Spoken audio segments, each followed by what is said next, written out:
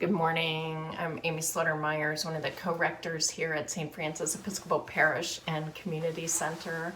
I'm standing in my basement, and I don't know what you have in your house for taking care of your body and mind, but we have a Peloton bike, we have yoga mats, we have some free weights, and we strive, all the people who live in this house, to take care of ourselves, body and mind in that way. For some of us, and me including, that care of self also comes with it a care of spirit. And I, in particular, have a walking ministry to myself where being outside and being in nature and moving my body just lifts me up in all ways, including spiritually, and that is an act of prayer when I do that.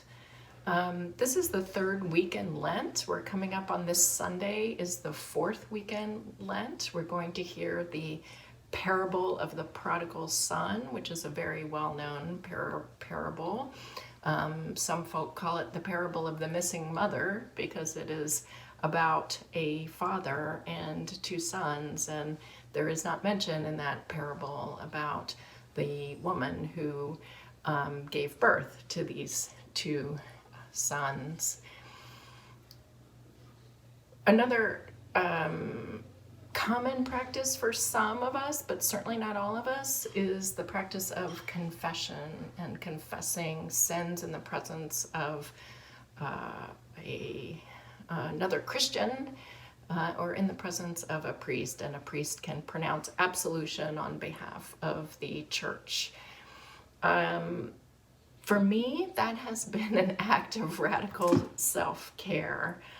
I know that sounds irreverent, but what my experience of that rite has been is that I am freed. I am freed, my heart is freed by unburdening that which is clogging my heart, that which is congesting. I think of a congestive heart failure, this in kind of a spiritual sense, which is the congestion that is in my heart in terms of loving God, loving self, and loving neighbor. I was reared in an Episcopal church in the South that was very influenced by Protestant practices, very not so different from the other Protestants, Baptists, Methodists in the Bible Belt and Southern states. So it wasn't until I moved to Baltimore as an adult that I experienced Anglo-Catholic practices like the rite of what I thought included the rite of reconciliation of a penitent.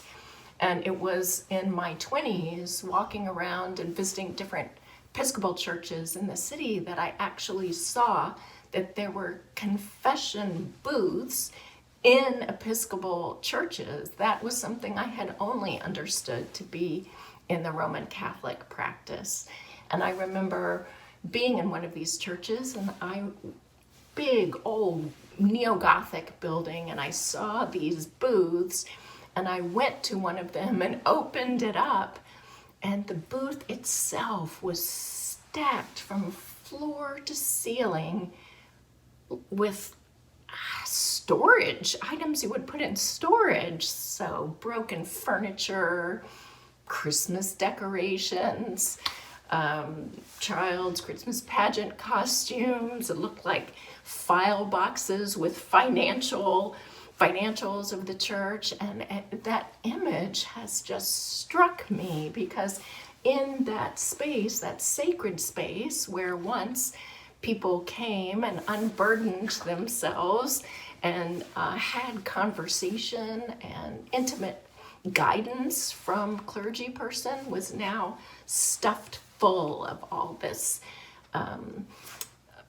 irrelevant, I'm going to use that word, stuff.